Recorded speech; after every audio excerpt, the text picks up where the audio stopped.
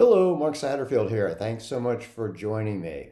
Want to talk today about your network, how to grow it, expand it, how to reestablish relationships with people that perhaps have fallen off the proverbial radar screen.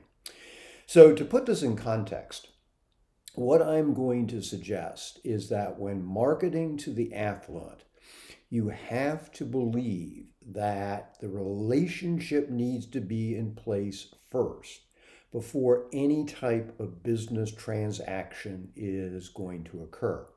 Yeah, yes, I mean, there, of course, are impulse purchases and that sort of thing. But in the main, especially if you're selling high value services, that relationship of trust needs to be in place first.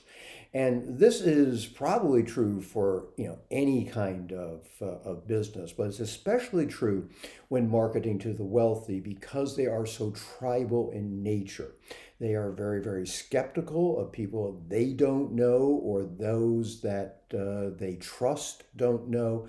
So, your first strategy needs to be to get accepted, to become known. And you can certainly start a relationship from a cold start. You can definitely do that. And I've written extensively about that in many of the other blogs that are on the website. However, the proverbial low hanging fruit is your network.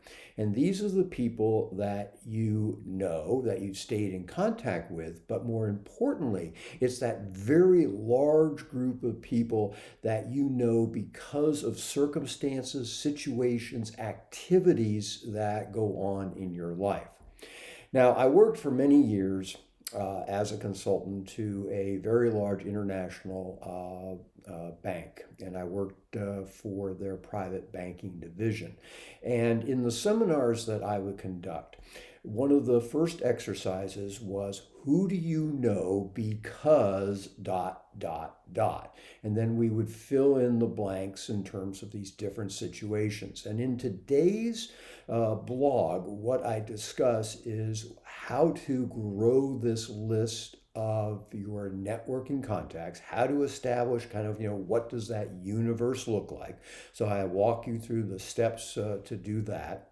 And then second of all, I share some ideas and some very specific examples for how you can both reinvigorate the relationships that have, lay fallow over the years, but also how you can get people interested in engaging with you that perhaps you have a kind of tenuous relationship with. Maybe it's because your kids go to the same school. Maybe it's because you went to the same school. Maybe it's because you're involved in certain activities and hobbies.